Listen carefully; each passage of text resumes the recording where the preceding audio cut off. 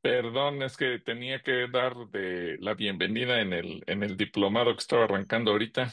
Entonces me pasé de un Bendiciones, Otto. diplomado a la clase nuestra. Pero aquí estamos ya para servirles. Buenas Gracias Espero noches, a que Dios, todos estén pastor. hermano. bien. Bienvenido. Bien, bien, pastor. Gracias para los que Gracias, tomaron el pastor. curso de Buenas Apacentando. noches. Tengo pendiente una clase, no se me ha olvidado, nada más no he tenido el tiempo de grabarla.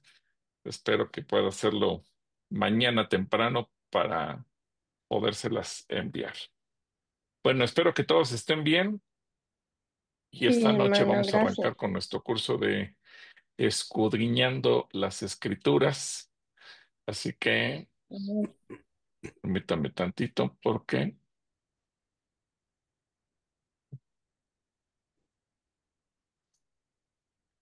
ahorita.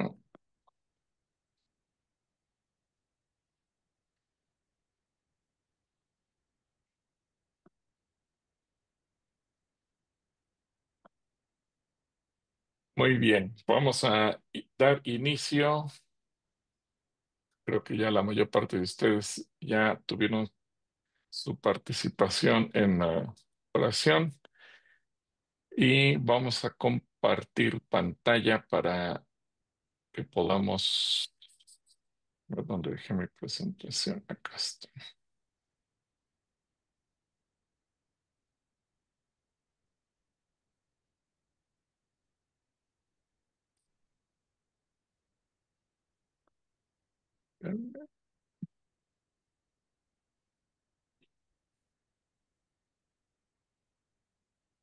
Permítanme.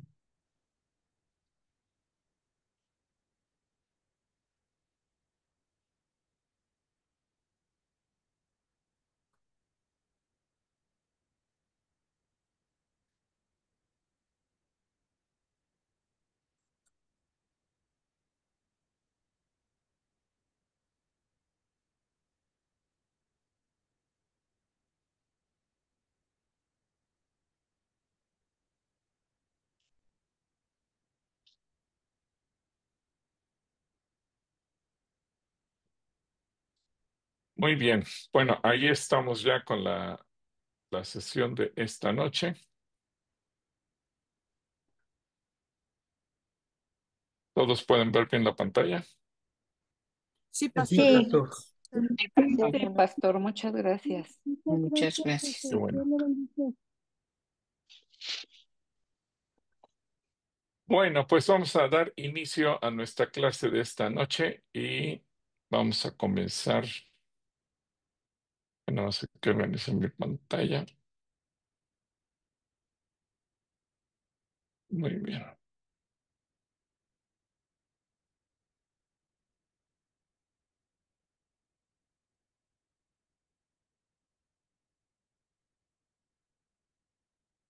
Muy bien. Bueno, pues vamos a comenzar con la clase de esta noche, que es Escudriñando las Escrituras.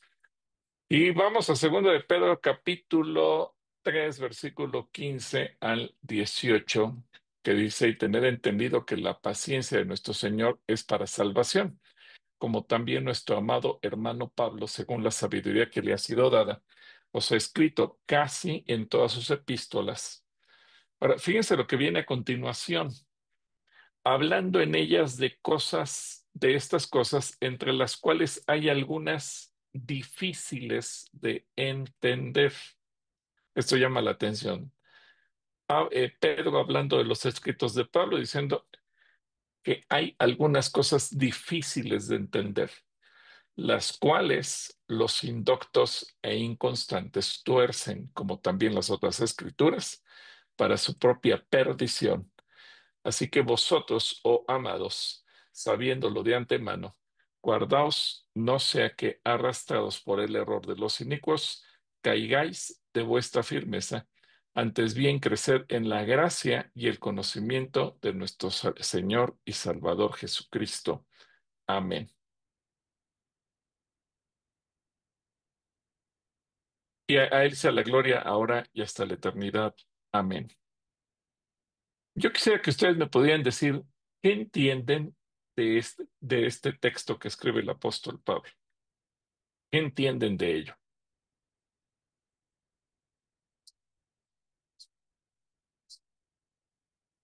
¿Qué piensan ustedes? Abran su micrófono y pueden externar sus opiniones. Yo, pastor, pues es como la Biblia también dice que no pongas en liderazgo a gente neófita o que no tiene experiencia, no tiene conocimiento. Igual hay gente que interpreta las cosas a su modo, a su perspectiva, a su ignorancia de los fundamentos bíblicos y terminan diciendo o asegurando otras cosas. No consideran tampoco a veces al interpretar una escritura el momento histórico, quién lo dijo, a quién se lo dijo, por qué lo dijo, en qué época, qué contexto había, social, cultural, político. Entonces quieren ajustar la Biblia en alguna versión a nuestro tiempo, cuando no es así de fácil. Y terminan creándose sectas, denominaciones, dogmas, nuevos fariseos, vaya. Muy bien, Omar. Gracias por tu comentario muy valioso. ¿Alguien más quiere opinar algo de lo que acabamos de leer? Yo Bueno, quiero opinar, perdón, que Adelante. efectivamente sí, es para los incrédulos, pero él dice que a través de la gracia de nuestro Señor Jesucristo. Entonces no somos nosotros precisamente, sino a través de la gracia que Él nos da, es como nosotros podemos tener esa sabiduría para poder compartirla. Ok, muy bien. eh, Gracias, Betty. yo creo que es bien importante que entendamos lo que el Señor nos quiere decir en el versículo 18. Dice que crezcamos en la gracia y el conocimiento. Si no tenemos ese crecimiento, pues cualquier eh, doctrina, pues va a convencer. Entonces, sí es importante crecer en la gracia y el conocimiento, porque el crecimiento lo tenemos a través de la lectura, a través de la enseñanza, a través de lo que el Señor nos da a través de estas enseñanzas. Entonces, pues sí, sí hay muchos que desvían las escrituras. Entonces, pues, y mucha gente se deja llevar este, por estas interpretaciones que las hacen a su manera. Entonces, sí es importante crecer en todo esto, pastor. Gracias, ese es mi comentario. Gracias. ¿Alguien más Eh, quiere yo, pastor, opinar algo? Ujú. yo, pastor, este, Adelante. me gusta esta versión que tengo yo y dice, por eso, queridos hermanos, ya que ustedes saben de antemano estas cosas, cuídense para que no sean arrastrados por los engaños de los malvados, ni caigan, ni caigan de su firme posición.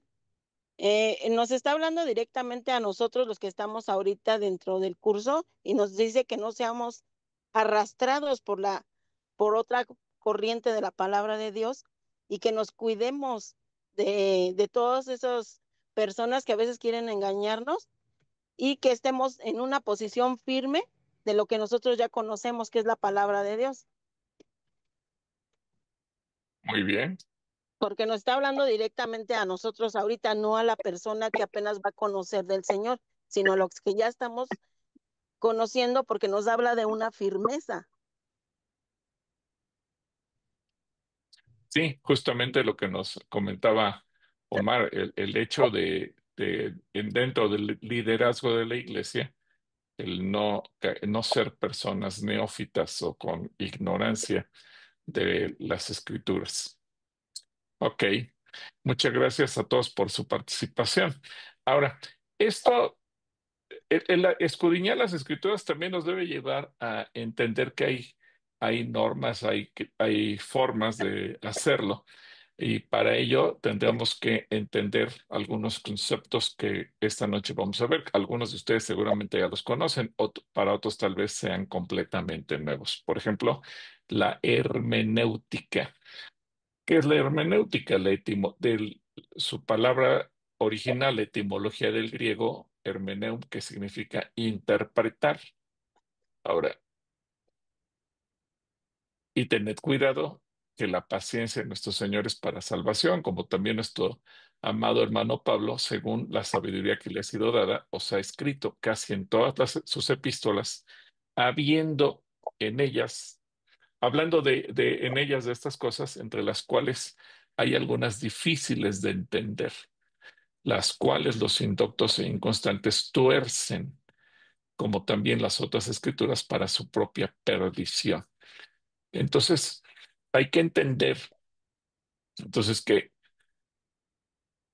la hermenéutica se refiere justamente a este punto, la interpretación. La hermenéutica bíblica es el arte y la ciencia de interpretar correctamente la Biblia.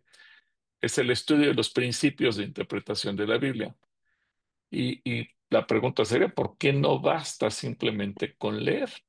Ya lo decía mi hermano Omar en su participación, porque hay diferencias culturales, lingüísticas y contextuales dentro de la escritura que muy probablemente para nosotros pues son completamente diferentes y que posiblemente no lo podamos entender.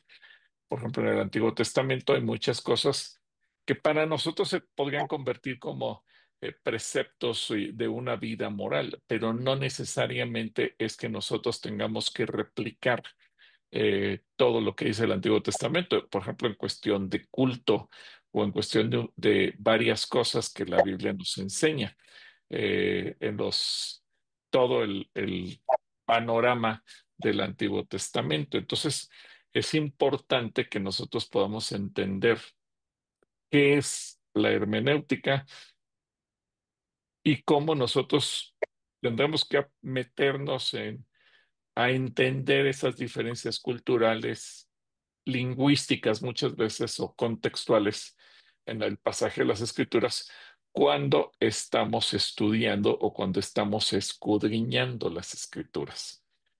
Y la pregunta aquí sería también, bueno, ¿por qué es necesaria la hermenéutica? Bueno, porque la Biblia fue escrita en diferentes épocas, en diferentes culturas y en diferentes idiomas.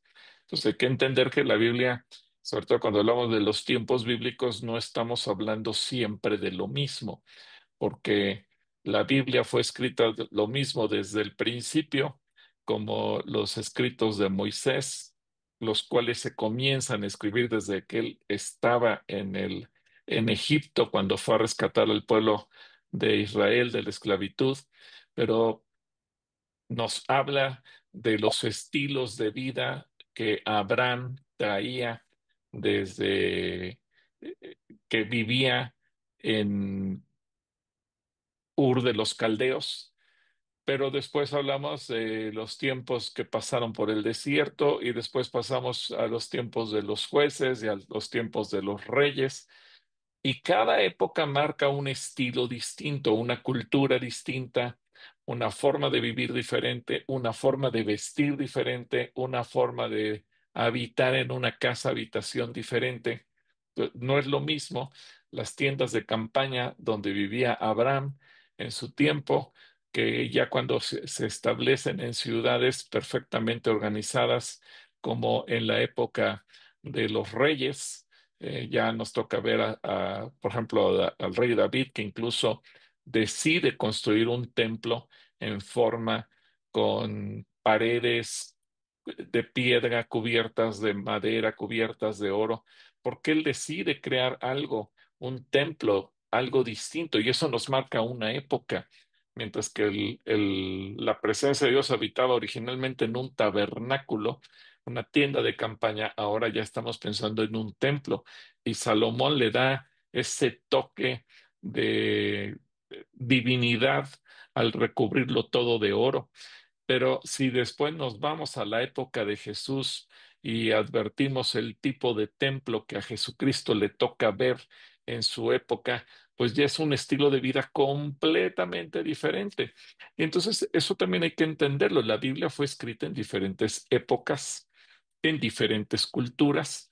No es lo mismo lo que escribe Nehemías, por ejemplo, que él regresa o le toca regresar del exilio, o lo que vemos de parte de Esther, que ella habita en el exilio, aunque es reina, sí, pero no es la reina de su pueblo, no es la reina de la nación de Israel. Ella es reina en un pueblo que los tiene exiliados. Y no es lo mismo esa cultura que aquella que le toca vivir al rey David o la época del apóstol Pablo o del Señor Jesús. Al Señor Jesús le toca vivir una época en donde el pueblo de Israel está siendo sometido por los romanos. A Moisés le toca sacar al pueblo de la esclavitud de los egipcios, pero es diferente la cultura egipcia a la cultura griega, que es la que predomina en tiempos de Jesús, y diferente a la cultura romana, que es la que de alguna manera influye, aunque no de la misma manera que la imposición de la cultura griega que se dio en tiempos en que se escribe el Evangelio. Entonces, son culturas diferentes, son idiomas diferentes. Recordemos que el pueblo de Israel habla el hebreo, pero también un segmento, aunque sea pequeño, de la escritura fue escrito en arameo y otro segmento, como el Nuevo Testamento, es escrito ya en griego. Entonces, esas influencias de idioma, de cultura, marcan diferencias y nosotros tenemos que entender esas épocas. Eh, el otro día me llama la atención, por ejemplo, en el diálogos con el pastor me preguntaban, ¿por qué el uso del velo? Bueno, pues recordemos que había dos razones poderosas. Primero, para la cultura hebrea, entre los ortodoxos o los religiosos, las mujeres cuando se casaban, se rapaban el cabello y no se lo dejaban crecer. Regularmente se cubrían con un velo. ¿Por qué? Porque para la mujer hebrea, o la cultura hebrea en ese sentido, el cabello es un símbolo de sensualidad. Por lo tanto, una mujer solamente puede ser sensual ante su esposo.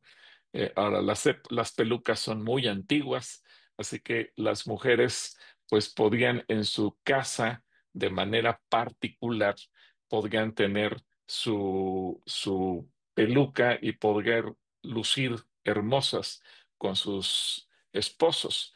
Pero, aquí viene el pero, eh, eh, eh, cuando van al templo, obviamente en el templo, el apóstol Pablo hace referencia, bueno, el cabello ya les fue dado como velo. Ahora, yo sé que aquí puede haber también diferentes interpretaciones, pero creo que es un buen ejemplo de la cultura, la historia y todo lo demás. Hoy en día, Hoy en día vivimos en una cultura occidental completamente diferente, absolutamente distinta, en donde podríamos pensar, eh, nos bañamos todos los días y es parte de nuestra cultura, es parte del el estilo de vida que nosotros tenemos, es parte de lo que cada quien conocemos. Es más, se ve mal que una persona no se bañe. Y eso nos queda claro quizás a la mayor parte de los que estamos aquí. Pero ahora yo les hago una pregunta. En la época del apóstol Pablo, por ejemplo, eh, la gente cada cuando se bañaba.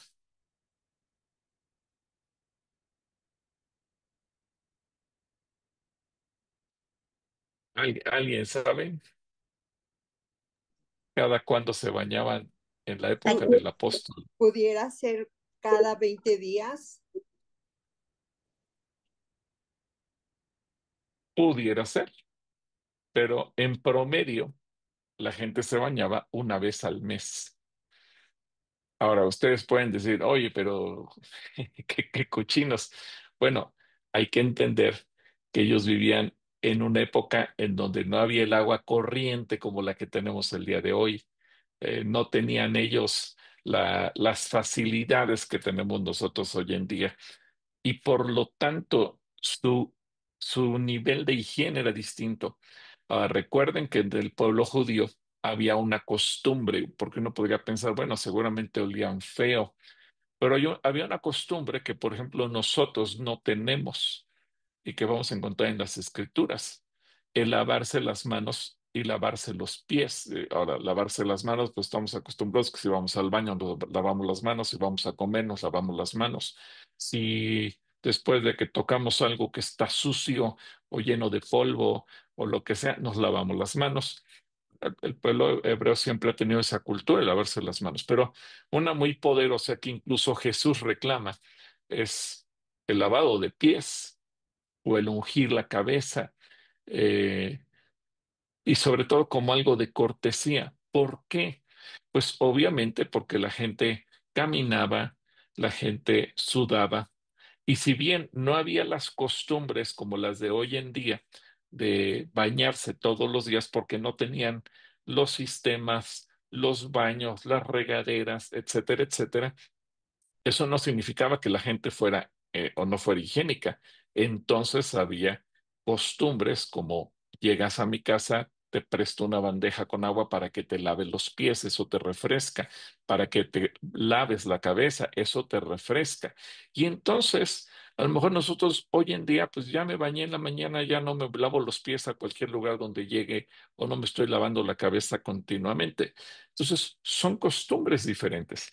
Ahora, imagínense para una persona, y en muchos pueblos tenían esa costumbre, el pueblo egipcio tenía esa costumbre, eh, y recordemos que Pablo le escribe esta instrucción del velo a los griegos en Corinto, que es parte de esa cultura del velo, y para la mujer el velo es su cabello.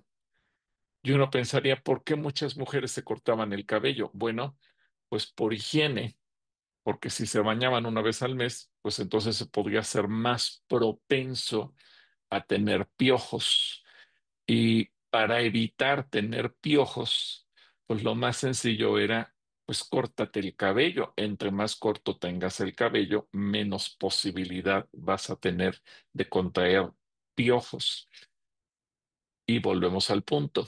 Son costumbres de vida que tenía la gente de aquel entonces y que hoy en día, digo, al menos que vayas a un orfanato y que veas que tienen a los niños peloncitos porque no quieren que haya una epidemia de piojos, pero al final de cuentas entendemos que el ser humano se va adaptando a vivir de acuerdo a su época. Y la Biblia, entonces, en este punto, la Biblia fue escrita en diferentes épocas, en diferentes culturas y en diferentes idiomas. Y todos esos detalles hay que tomarlos en cuenta para poder entender o interpretar correctamente. Y es ahí donde la hermenéutica nos ayuda a evitar malas interpretaciones o lo que sería la eisegesis. eh, es decir, no le doy el enfoque que yo le quiero dar porque sería desviarme del propósito original.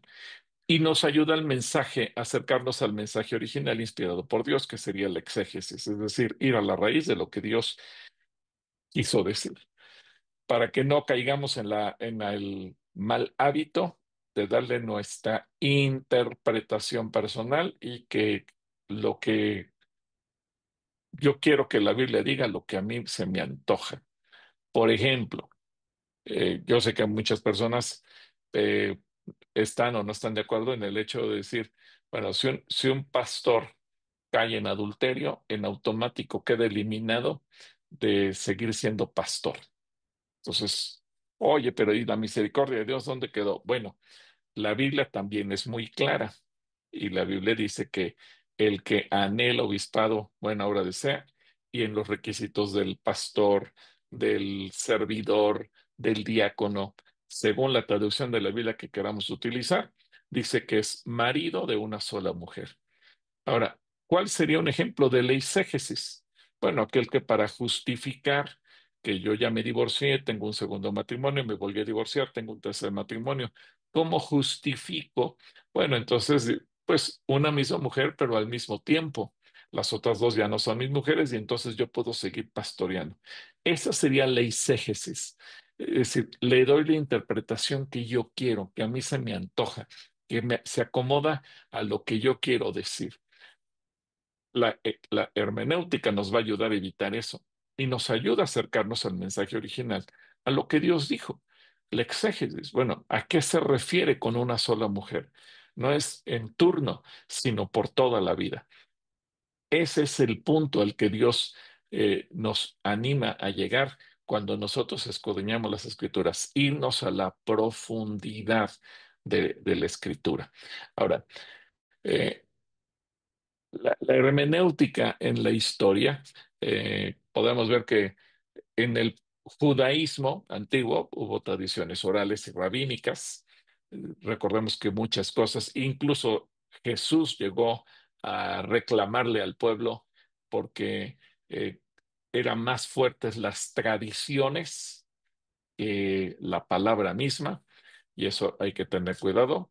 En los padres de la iglesia, la interpretación alegórica, es decir, aquellas cosas que se iban dando de acuerdo a lo que cada quien iba entendiendo. Después, en la Reforma Protestante, surge la idea de solo la escritura, es decir, solamente vamos a buscar lo que la Biblia dice, punto. Por eso es el lema solo la escritura, el enfoque literal e histórico gramatical de la escritura y la hermenéutica moderna, que a veces es influenciada por la filosofía, por la ciencia del lenguaje, etcétera, etcétera. Pero tenemos que entender lo que Dios nos dice. Ahora, ciertamente, hay que entender también que hay una diferencia entre hermenéutica y revelación. En Lucas capítulo 10, versículos 21 al 24, dice, en aquella misma hora Jesús se regocijó en el Espíritu y dijo, yo te alabo, oh Padre, Señor del cielo y de la tierra, porque escondiste estas cosas de los sabios y entendidos y las has revelado a los niños. Sí, Padre, porque así te agradó. Todas las cosas me fueron entregadas por mi Padre, y nadie conoce quién es el Hijo sino el Padre, ni quién es el Padre sino el Hijo, y aquel a quien el Hijo lo quiera revelar. Fíjense, aquel a quien el Padre lo quiera revelar. Entonces, ¿en cuántas ocasiones el Señor nos habla aquí? Escondiste estas cosas de los sabios y entendidos y las has revelado. Y nadie conoce quién es el Hijo sino el Padre, ni quién es el Padre sino el Hijo, y a quien el Hijo lo quiera revelar. Y volviéndose a los discípulos les dijo, aparte, bienaventurados los ojos que ven lo que vosotros veis, porque os digo que muchos profetas y reyes desearon ver, desearon ver, porque ya no alcanzó aquí meterse todo el texto. Bueno, no se preocupen, aquí yo lo termino de leer. Desearon ver lo que vosotros veis y no lo vieron, y oír lo que oís y no lo oyeron. Entonces, qué importante que no solamente nos dejemos guiar por reglas de interpretación, sino también entendamos lo que es la revelación. Pero una y otra no están peleadas, una y otra no son enemigos, uno y otro no son contrarios, uno y otro se complementan, porque si quitáramos la parte de la hermenéutica, la parte de respetar reglas, de entender la cultura y demás, pues muy fácilmente cualquier persona se sacaría de la manga diciendo, pues a mí Dios me reveló, y en el Dios me reveló podemos decir cualquier cantidad de tonterías y echarle la culpa a Dios. Y eso no es posible. Ahora, siguiendo adelante con los conceptos, ¿qué es la exégesis bíblica? Bueno, también esto es importante que lo podamos entender porque esta palabra viene del griego, que es igual exégesis, que significa explicación o interpretación. La exégesis bíblica es el proceso de analizar y explicar cuidadosamente un texto bíblico para entender su significado original, tal como fue intencionado por el autor en su contexto histórico, cultural, lingüístico y literario. Es decir, si el autor de la Biblia es el Espíritu Santo, nosotros tenemos que entender, bueno, ¿qué quiso decir el Espíritu Santo? Por eso yo hago mucho énfasis y seguramente si me han escuchado en mis predicaciones, que yo siempre hago énfasis, olvídate ya en la lectura personal, olvídate de José, de David, de Zacarías, de eh, Jezabel, de Acab, y piensa en ti mismo. ¿Qué te quiere decir Dios a ti? Si ponte tú en el lugar del personaje original, sí, el Señor le estaba llamando la atención a él. Bueno, ¿y no me estará llamando la atención a mí también? O sea, no solamente ver desde la barrera y decir, ah, pues qué mala onda era Cap, qué feo Jezabel, cómo actuaba, pues por eso le pasó lo que le pasó. Sí, es cierto, en el mensaje original está contra ella, pero también uno tiene que mirar, bueno, ¿y a mí qué me está diciendo? Porque a lo mejor, pues yo pudiera descubrir en mi propia personalidad rasgos negativos como Jezabel, en donde el Señor me está advirtiendo para que yo lo pueda erradicar y no me quede con eso en mi vida. Ese es ponerle sentido. Y eso lo encontramos en el libro de Nehemías, en el capítulo 8, versículos 7 y 8, que dice: y los levitas Jesúa, Bani, Serebías, Jamín, Acub, Sabetai, Odías, Maasías, Kelita, Sadías, Josabed, Hanán y Pelaía. Fíjense qué interesante. Hacían entender al pueblo la ley. Y el pueblo estaba atento en su lugar. Pero pongan atención al versículo 8. El versículo 7 nos dice que hacían entender al pueblo. Pero el versículo 8 es clave cuando dice: y leían en el libro de la ley de Dios claramente y ponían el sentido de modo que entendiesen la lectura. Creo que esta parte es clave y es uno de los pasajes más claros y sencillos en donde vemos que cuando estamos frente a un grupo, cuando estamos enseñando la palabra, es importante hacer entender la escritura, ponerle sentido, de tal manera que la gente, a lo mejor si ha leído el pasaje o lo está leyendo y ese pasaje no le dice nada, por la explicación que se le da, cobra sentido, le entiende, le quitamos una venda de sus ojos y la gente puede decir, ah, ya entendí. Bueno, ese es el propósito. ¿Qué quiso decir Dios? Y entonces, vean ustedes que si de exégesis es el proceso de analizar y explicar cuidadosamente un texto bíblico para entender su significado original, tal como fue intencionado por el autor, y el autor es el Espíritu Santo, entonces ahora entendemos que lo que hacían los levitas que se mencionan aquí, al hacer entender al pueblo la ley, es una exégesis y el leer en el libro de la ley de Dios claramente y darle el sentido correcto para que la gente entendiera. Bueno, eso es justamente la labor y eso es parte de lo que vamos a ir intentando explicar a través de este curso, que a mí en lo personal me gusta mucho, de Escudriñando las Escrituras, y el que nosotros, cuando estamos dando una clase, no nos limitemos solamente a leer versículos, sino a darle el sentido correcto. Dar una clase no solamente leer 10, 20, 30 o 100 versículos, no es entretener a la gente.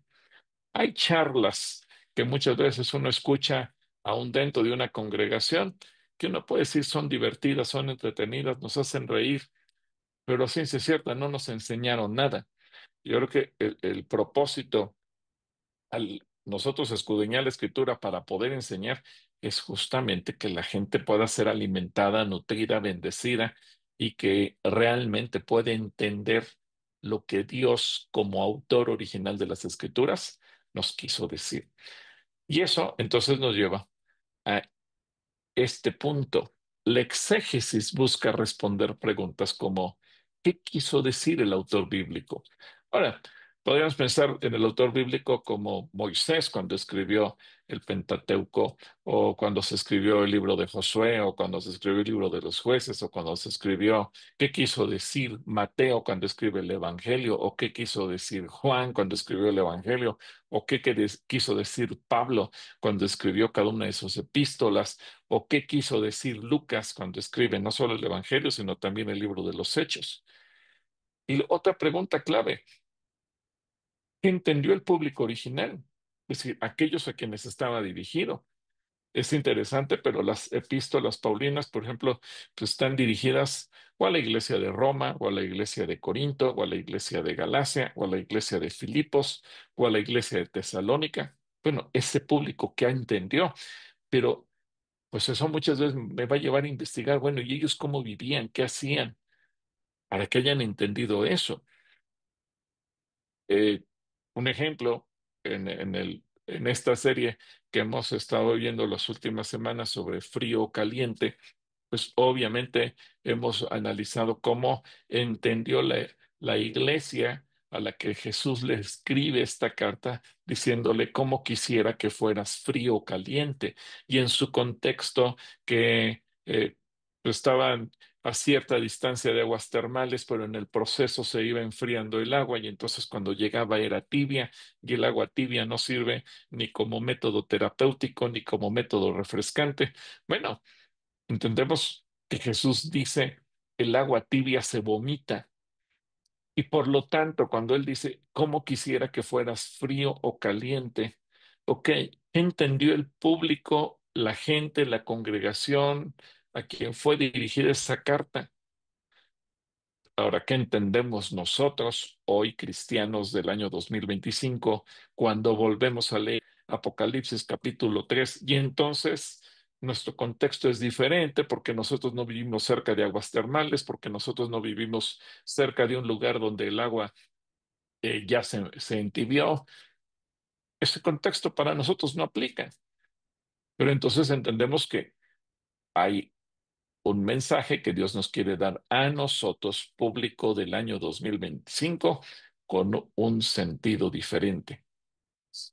Por eso es que entendió el público original, cuál era el contexto histórico, el contexto cultural, qué significa el texto en su idioma original, cómo se lee en diferentes traducciones.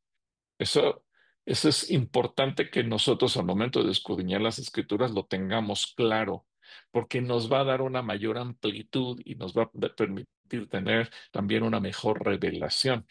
Ahora, cómo se leen diferentes traducciones es importante también, porque muchas veces nos limitamos a una sola traducción y a lo mejor la que nos gusta más, donde ya no sabemos de memoria los versículos, la que nos parece más cómoda, pero siempre es importante tener diferentes traducciones. ¿Por qué? Porque posiblemente estemos leyendo una Biblia que a nuestro parecer es muy bonita, muy linda, muy poética, muy histórica, pero a lo mejor ni yo mismo le entiendo y entonces cuando estoy leyendo la Biblia, tengo que tener un diccionario a mi lado o tengo que estar googleando todas las palabras porque no sé qué significan. Y hay que tener en cuenta algo. El Espíritu Santo no se revela sobre el error. Es decir, si yo ni siquiera entiendo lo que dice la Biblia, difícilmente el Espíritu Santo se va a revelar a mi vida. Por eso, ¿recuerdan cuando Felipe se acerca al eunuco y le pregunta, ¿entiendes lo que lees? Y él dice, ¿y cómo voy a entender si nadie me lo explica?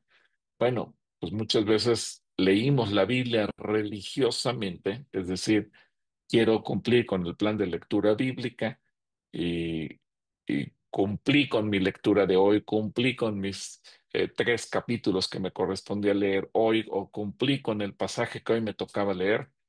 Sí, religiosamente ya cumplí, pero no le entendí nada.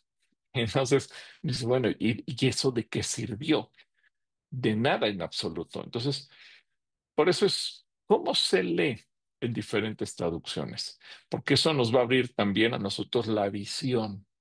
Yo recomiendo siempre un pasaje leerlo por lo menos en 4 o 5 traducciones diferentes, Hoy en día es muy sencillo porque gracias a muchas aplicaciones que existen en el Internet, aplicaciones que podemos descargar en nuestra tableta, en nuestro celular, ah, la computadora más bien vemos o navegamos, pero sí hay muchas aplicaciones en donde tenemos muchas traducciones de la Biblia.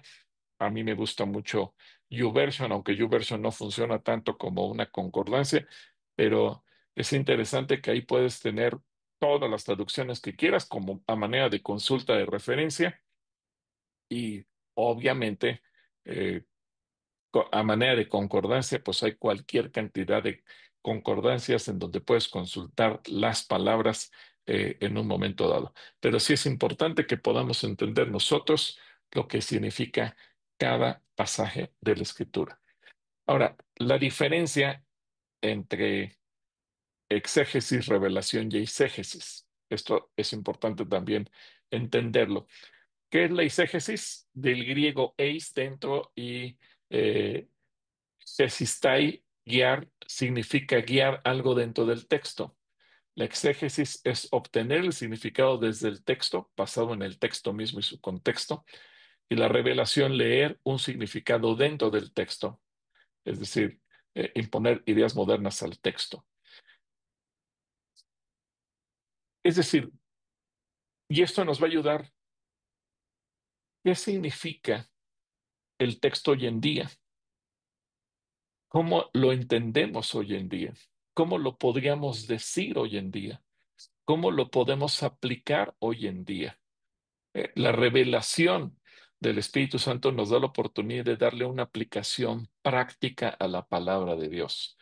Eh, Déjenme ponerles un ejemplo. Cuando Jesucristo responde a la pregunta que le hacen los fariseos, ¿es lícito repudiar a la mujer por cualquier causa? Pues ellos querían una justificación. Digamos que ellos estaban en el punto de la eisegesis. Yo quiero que diga lo que a mí me conviene. Y Jesús se va a la exégesis. Cuando él dice, no han leído que el que los hizo al principio hizo varón y mujer, y por lo tanto lo que Dios juntó son uno solo y nada los separará. Jesús se va al origen. Él, él obtiene el significado del texto basado en el texto mismo, en su contexto. Un hombre para una mujer. Y por lo tanto son dos, ya no son más dos, son uno solo. Y por lo tanto lo que Dios juntó, nadie lo puede separar. La eisegesis, el primer concepto, la eisegesis. Bueno, ¿y por qué entonces Moisés mandó que se le diera carta de divorcio? Y Jesús da la revelación cuando dice, por la dureza de su corazón, pero al principio no fue así. Así que noten que Jesús trabaja con la revelación y con la exégesis. Los que querían desviar la palabra trabajan con la eisegesis. Y eso es importante entenderlo. Así que el Espíritu Santo nos da la oportunidad de darle una aplicación práctica a la palabra de Dios hoy en día. ¿Qué significa? ¿Cómo la puedo poner en práctica yo de tal manera que podamos tener un correcto uso de las escrituras? La exégesis es la opuesto a la exégesis. Y segunda de Pedro 1 del 19 al 21, otra vez el apóstol Pedro aparece aquí y dice, tenemos también la palabra profética más segura, a la cual hacéis bien en estar atentos como a una antorcha que alumbra en lugar oscuro, hasta que el día esclarezca y su luz y el lucero de la mañana salga en vuestros corazones. Entendiendo primero esto, y aquí es donde Pedro rechaza la exégesis, entendiendo primero esto, que ninguna profecía de la Escritura es de interpretación privada, es decir, no puedo forzar a la Biblia a que diga lo que yo quiero o lo que a mí se me antoja o lo que a mí me conviene. porque nunca la profecía fue traída por voluntad humana, sino que los santos hombres de Dios hablaron siendo inspirados por el Espíritu Santo. Así que esto, esto es importante entenderlo. Lo pongo como una base, como un fundamento, como un cimiento de lo que vamos a escudriñar en las Escrituras para evitar que nosotros caigamos en eso. ¿Cuál es el riesgo o los riesgos de la eisegesis? Es importante entenderlo. Se producen doctrinas erróneas, distorsiona la palabra de Dios, promueve interpretaciones centradas en el hombre y no en Dios y puede llevar a la manipulación espiritual.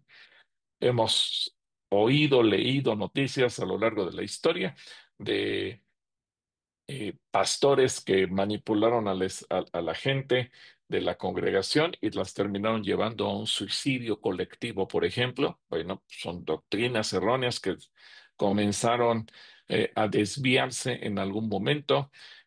Doctrinas como las de pare de sufrir, que sí usan la Biblia y sí mencionan a Jesucristo y sí mencionan mucha terminología, pero al final de cuentas terminan llevando a la gente a una doctrina errónea.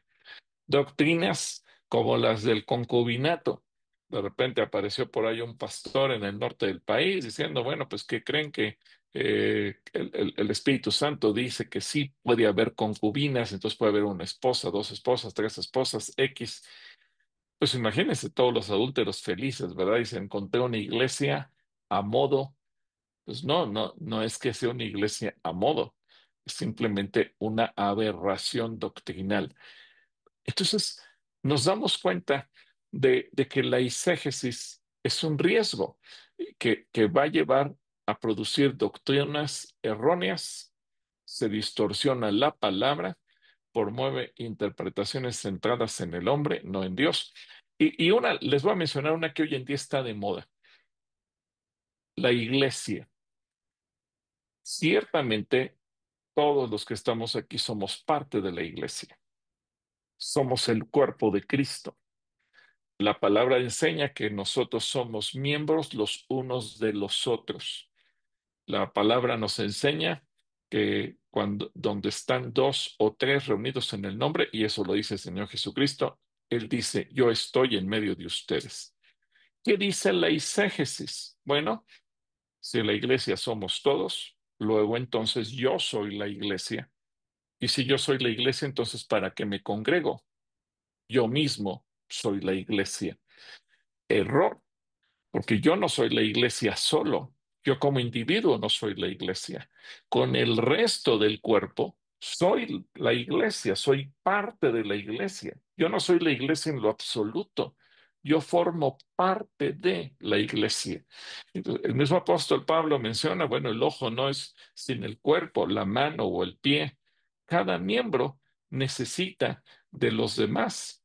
No podemos decir, bueno, pues como yo soy la iglesia, entonces no tengo necesidad de ustedes. Y eso también lo aclara. Pero fíjense cómo la exégesis lleva a manipular una doctrina que toma un elemento, sí, que es bíblico, todos somos parte de la iglesia, pero lo distorsiona la palabra de Dios al presentar el punto, si yo soy la iglesia, entonces no necesito del resto de la gente. Donde yo estoy está la iglesia y por lo tanto no necesito congregarme. Esas son las aberraciones que nosotros tenemos que cuidar para no caer en esas trampas. Ahora, ¿por qué es peligroso? Porque hoy en día muchos predicadores famosos en diferentes redes y demás predican de esa manera y tristemente mucha gente cae en el engaño y terminan cediendo absolutamente a todo. Así que debemos de tener cuidado con todos estos elementos. Ahora, elementos de la exégesis bíblica. Vamos a entender eh, el contexto histórico. Lo voy a repetir, y me van a escuchar repetirlo en varias ocasiones. Incluso hay una serie de cursos que imparto y posiblemente en otros trimestres nos toque con ustedes acerca del contexto de la Biblia. el contexto histórico, la época, la cultura, la situación política. No es lo mismo Abraham que, que la época de Jesús, en donde hay un gobernador en Judea, un emperador romano. No es lo mismo la época de David, donde David es el rey de todo Israel, o la época de los jueces, en donde cada quien hacía lo que bien le parecía. Entonces, eso también es importante entenderlo. El contexto literario. No toda la Biblia es escrita de la misma manera. Hay género de literatura, hay estructura, hay lugar en el libro.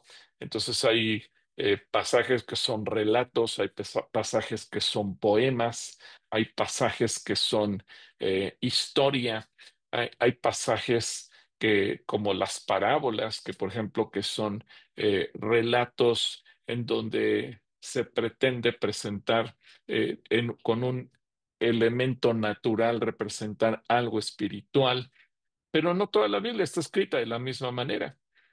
Eh, Recuerdo una persona que me decía, fíjate que el libro de los Salmos no me gusta, pero ¿por qué no te gusta? Bueno, porque habla de una manera muy rara. A mí me gusta leer Reyes, Crónicas, porque trae un relato que yo le puedo seguir el ritmo histórico. Sí, pero Salmos no es un relato. Salmos no es un libro histórico. Salmos es un libro poético. Está escrito de una manera diferente y hay que leerlo diferente, hay que entenderlo diferente. Bueno, y eso nos muestra la diferencia en la forma en que cambia el contexto literario, el estudio de palabras en hebreo o en griego, que no, a veces no significan lo mismo de lo que podemos entender en el español. Por eso la importancia a veces de tener comparación de versiones o irnos incluso a diccionarios hebreo-español, griego-español, para ver que una palabra, pues sí, el traductor tuvo que optar por una traducción, pero a lo mejor esa palabra tiene muchas formas de entenderse. Eh, Como seguramente algunos de ustedes saben, la Biblia, por ejemplo, aunque se traduzca del hebreo al español, del arameo al español, del griego al español, los tres lenguajes utilizados en el texto original en la Biblia, bueno, cuando se traduce, y no me voy a ocupar ahorita de otros idiomas, pero pensando en el español, hay dos tipos de traducción. La traducción literal, es decir, eh, palabra por palabra el significado de esa palabra del hebreo al español. Por ejemplo, shalom se traduce como paz. Sí, pero cuando vamos al hebreo resulta que shalom es mucho más que paz, es mucho más que la ausencia de guerra. Tiene un significado más profundo que abarca el espíritu, el alma y el cuerpo. Pero, vamos, el traductor tiene que elegir una palabra, no puede traducir todas. Entonces, pues, lo más sencillo, traducirlo como paz o tranquilidad o descanso. Eh, pero también está la traducción dinámica, es decir, una frase, como hacen los intérpretes de idiomas, una frase entera, entonces se le da una interpretación para poderse traducir al idioma. No se utilizó de manera literal palabra por palabra, sino el significado en general de esa frase. Entonces, esa es la traducción dinámica. Entonces, eso es importante entenderlo, el estudio de las palabras, el contexto teológico, cómo encaja en la revelación bíblica en general y el análisis gramatical, los tiempos verbales, los conectores, los sujetos, cosas que a lo mejor en la escuela se nos hacían muy aburridas.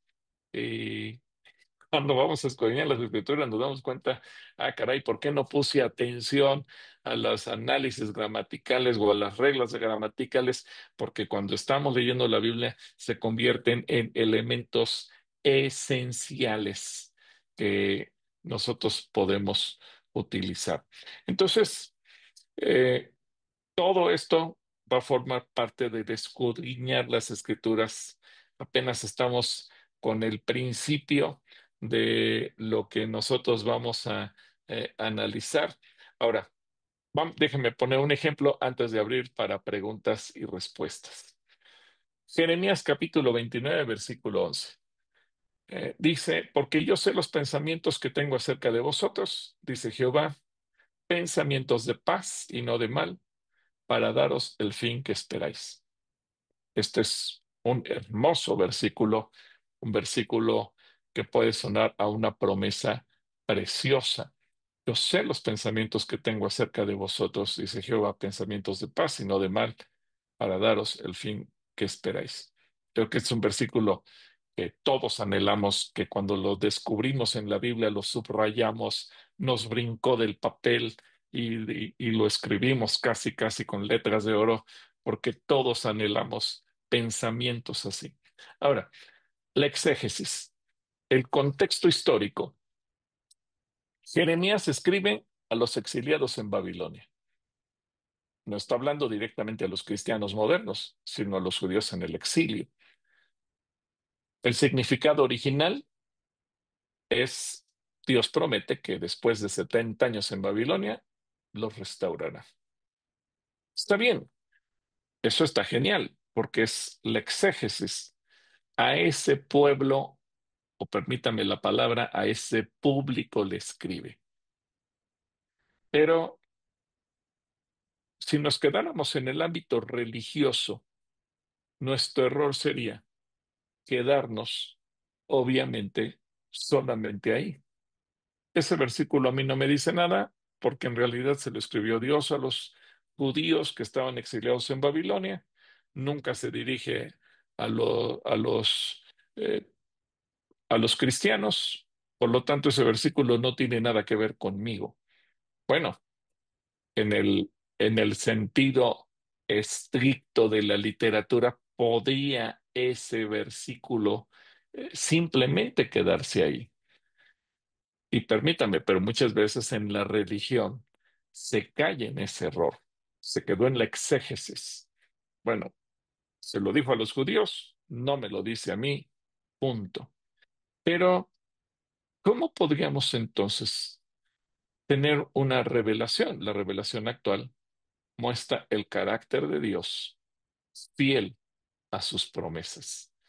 Y aquí yo preguntaría, ¿cuántos de ustedes pueden dar testimonio que cuando oramos y el Señor nos da esta palabra y Dios nos da una revelación, que ese versículo, pues yo no sabía que estaba dirigido a los judíos del exilio, pero cuando yo lo leí, me habló a mí y entonces en medio de las broncas y problemas que tenía de índole personal o familiar, ese versículo yo lo creí, lo hice mío y se fue cumpliendo en mi vida porque Dios fue trayendo sus pensamientos de bien, sus pensamientos de paz y de repente los problemas se fueron disipando y las cosas se fueron ordenando.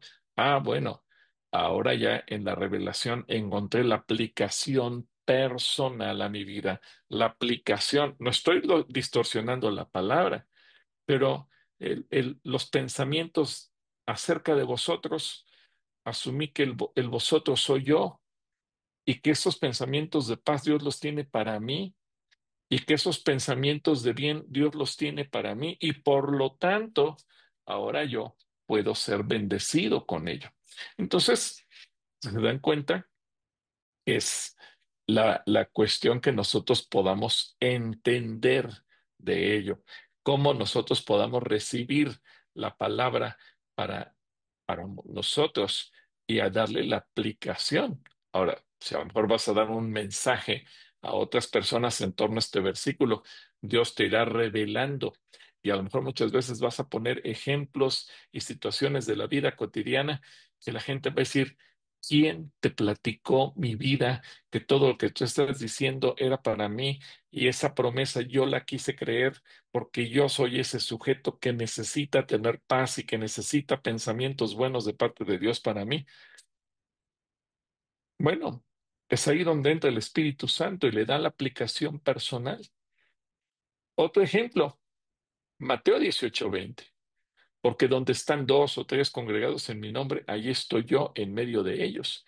Este es un ejemplo muy interesante, porque En la exégesis, podríamos pensar, el contenido literario, este versículo está dentro de una enseñanza sobre la disciplina en la iglesia. El significado original, Jesús asegura su presencia en decisiones difíciles de reconciliación o de corrección dentro de la comunidad. Si nos quedáramos en el ámbito meramente religioso, donde hacemos a un lado la revelación y solo nos quedamos con la exégesis, no, pues no le vamos a encontrar mucha aplicación práctica.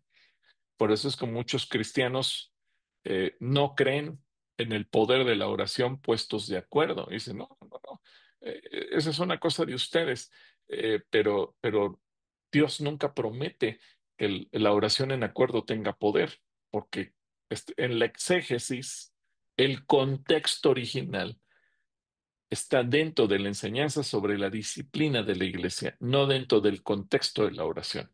Pero en la revelación del Espíritu Santo es el buen uso, el poder de la oración de acuerdo.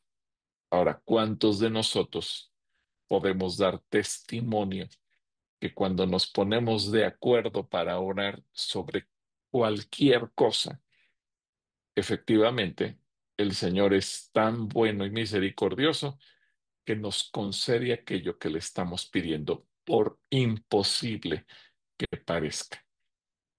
Así que, obviamente, eh, ¿cuál podría ser la exégesis de este versículo? Bueno, pues que a lo mejor nos reunimos para chismear, para comernos al hermano, para hablar mal de él, para decir un montón de cosas impropias, pero pues como el Señor dice que donde están dos o tres puestos de acuerdo, pues Él está también ahí. Entonces, aunque era una reunión de chisme, pero Dios estaba ahí puesto de acuerdo con nosotros. Bueno, esa sería la eisegesis. Nos salimos completamente por la tangente y le dimos nuestra propia aplicación personal. Ahora, voy a quitar por un momento o dejar de compartir pantalla para el poder, eh, a ver qué dice, aquí está. Para abrir a preguntas, porque ya son 8:17, ya llevo una hora,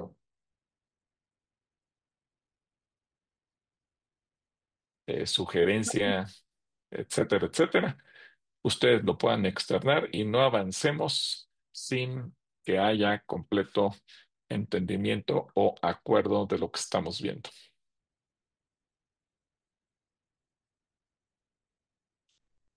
¿Todo bien?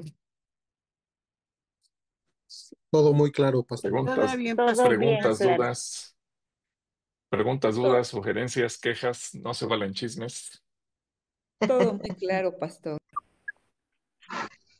Todo Yo muy sí Hasta tengo aquí claro. vamos bien, gracias a Dios. Todo claro, yo tengo una pastor. pregunta.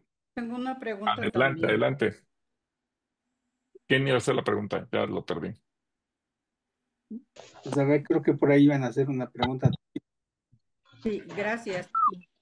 Donde dice el Señor, en donde están dos o tres reunidos, en mi nombre, ahí estaré yo. Pero si yo no entiendo muy bien ese versículo o no lo he entendido, porque por ejemplo, cuando yo estoy sola, no estoy con otras personas, eh, el Señor sí está conmigo, ¿verdad? Claro.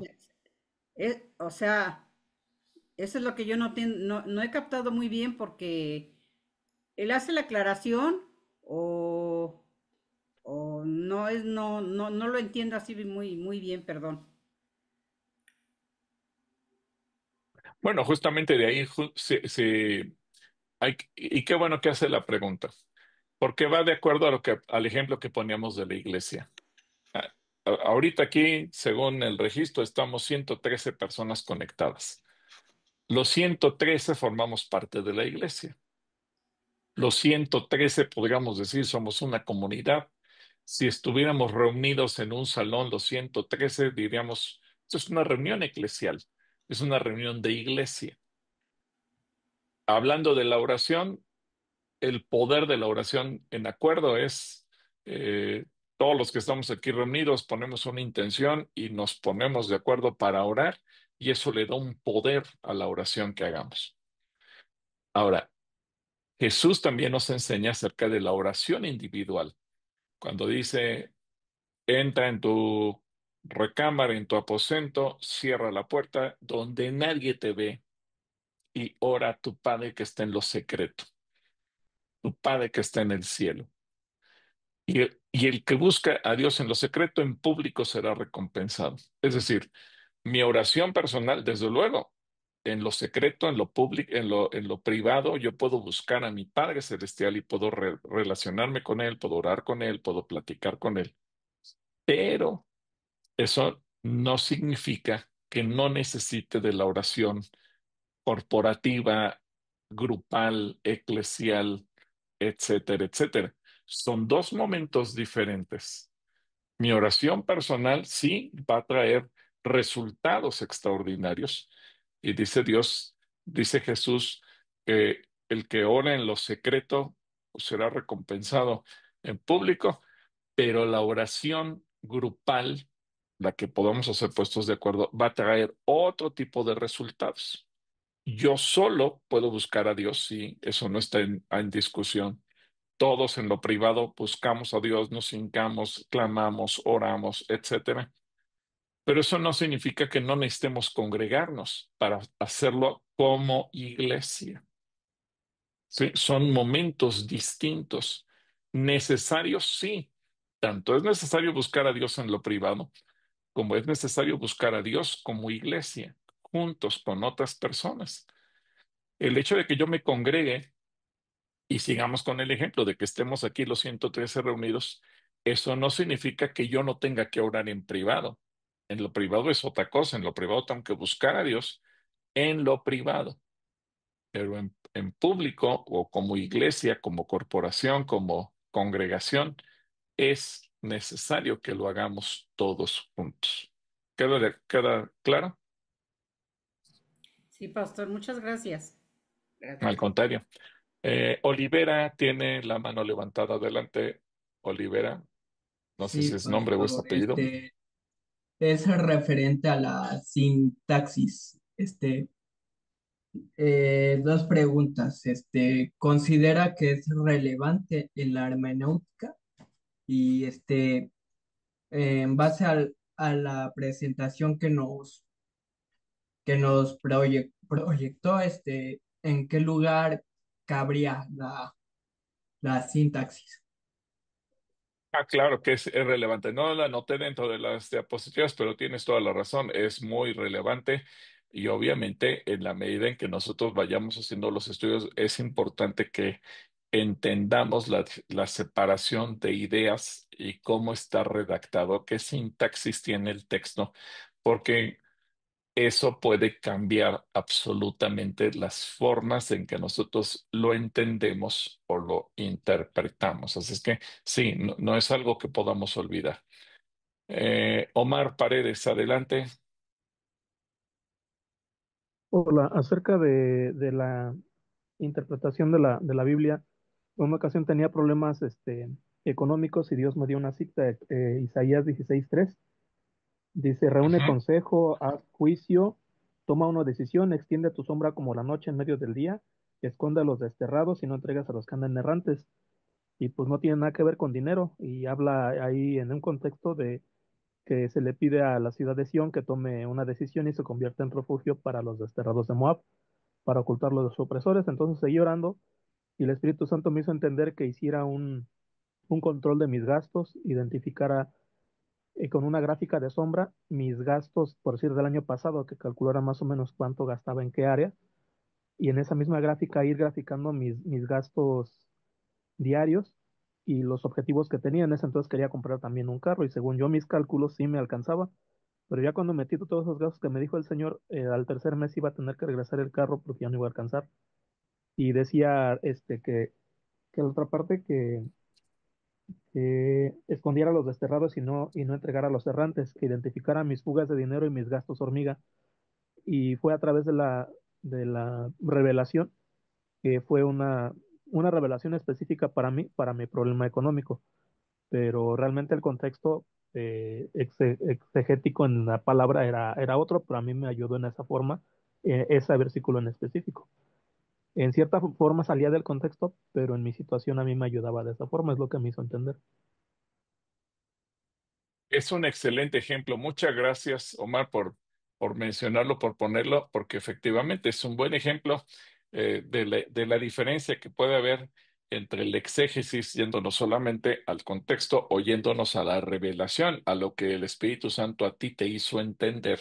Y obviamente con ese entendimiento encontraste una solución para el problema que tú estabas enfrentando en ese momento o lo que tú tenías que resolver. Sí, un excelente ejemplo. Muchas gracias por mencionarlo. Muy bien, gracias, Omar. ¿Alguien más quiere compartir o preguntar o decir algo? ¿Todo bien?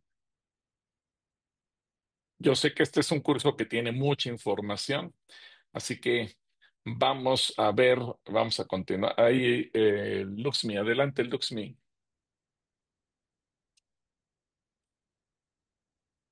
Buenas noches, hermano. Buenas Hace noches.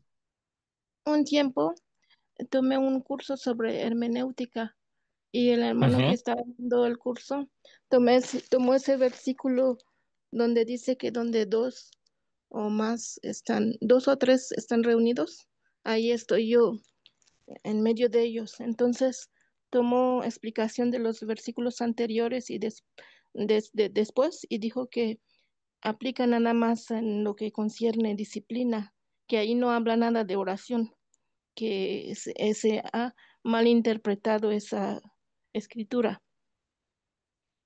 Entonces, yo mucho tiempo tuve dudas, yo como que no sentí que estaba de acuerdo porque no estaba tomando en cuenta la revelación. Efectivamente, y gracias por compartirlo, Luxmi, porque finalmente esa es una posición muy tradicional. Por eso es que hay que encontrar el equilibrio entre la exégesis y la revelación. No podemos hacer a un lado lo que el Espíritu Santo también nos dice. Eh, Miren, eh, podríamos irnos incluso a poner ejemplos en la época de Jesús, en donde sabían todos, y lo podemos ver en el Evangelio, que el Mesías iba a venir. Incluso cuando los magos de Oriente llegan y Herodes investiga, todos están conscientes que el Mesías vendrá. El mundo religioso de la época de Jesús, desde que él nace hasta que se convierte en un adulto de 30 años, sabe que el Mesías ha de venir. Pero el hecho de que se encasillaron tanto en determinadas situaciones que eran parte de la exégesis, eso les impidió recibir la revelación de quién es Jesús. Por lo tanto, tuvieron al Mesías enfrente de sus ojos y no supieron identificarlo como tal. O sea, qué triste, qué lamentable tener a Jesús enfrente y no poder entender quién es Él. Así que ese es un buen ejemplo. Gracias, Luxmi, por compartirlo, porque eso nos abre la idea de que efectivamente muchas veces si nos quedamos solamente, digo, es necesario, no podemos borrar, no podemos hacer a un lado, porque es necesario entender la Biblia en su contexto completo, pero no podemos hacer a un lado la revelación del Espíritu Santo, porque entonces carecerían muchas veces de sentido personal. Por ejemplo, eso también muchas veces ocurre, y por eso hablaba yo en el principio de la exégesis, por ejemplo, desde el judaísmo antiguo. Fíjense bien, Jesús nos viene a enseñar algo que es una revelación, el poder del nombre de Dios. Por eso Jesús dice que todo lo que pidamos en su nombre nos será hecho. Y el Señor Jesús nos enseña que el que entendamos el nombre de Dios tiene un poder extraordinario. Pero Muchos dicen, no, no, no, no, porque el pueblo judío nunca menciona el nombre de Dios. Es más, si aparece o tienen que escribir Dios, ponen una raya, porque omiten eso. Y entonces muchos adoptan la doctrina judaica y dicen, bueno, ya no voy a decir Dios, entonces ni voy a decir Jesús, ni voy a decir eso, entonces voy a decir el Eterno, bla, bla, bla. ¿Qué está pasando entonces? Que estoy perdiendo la oportunidad de orar en el poder del nombre de Dios, como Jesucristo nos enseña. Y Jesús nos enseña que la oración en su nombre tiene poder, pero a veces una interpretación equivocada o quedarnos solamente en el contexto es que el pueblo judío lo hace así. Está bien, no, no voy a criticar al pueblo judío. El pueblo judío tiene sus costumbres, tiene sus hábitos, tiene su forma de ser, pero hay que entender algo.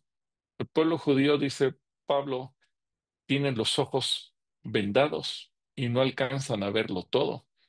Un día el Señor tendrá misericordia de ellos, abrirán los ojos y se darán cuenta.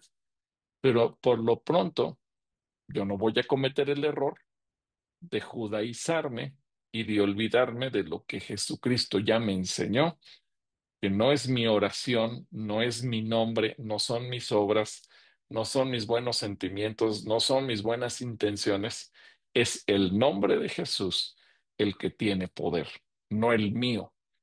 Así que si yo caigo en el error de omitir el nombre de Jesús o el nombre de Dios, que a veces es tan interesante y tan hermoso entender que Jehová es Jireh, que Jehová es paz, que Jehová es mi defensor, mi abogado, etcétera, etcétera. Y si yo pierdo de vista lo que Él me está ofreciendo, porque Él es mi Padre, Él es mi Abba, porque Él me ama, porque Él es mi pastor, bueno, pues el que va a salir perdiendo soy yo por querer seguir la usanza judía de ignorar el nombre de Dios. Entonces, sí, me puedo ir al contexto de cómo son los judíos, pero eso no me va a ayudar en nada. Yo tengo que hacer como Jesús nos enseña.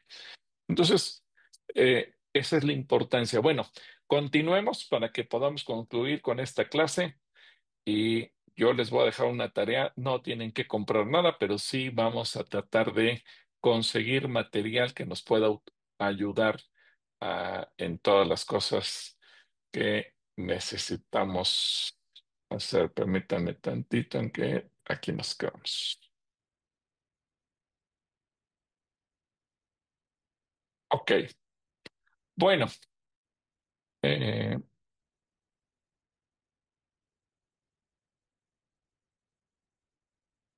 me parece, vamos en... ¿Dónde me quedo?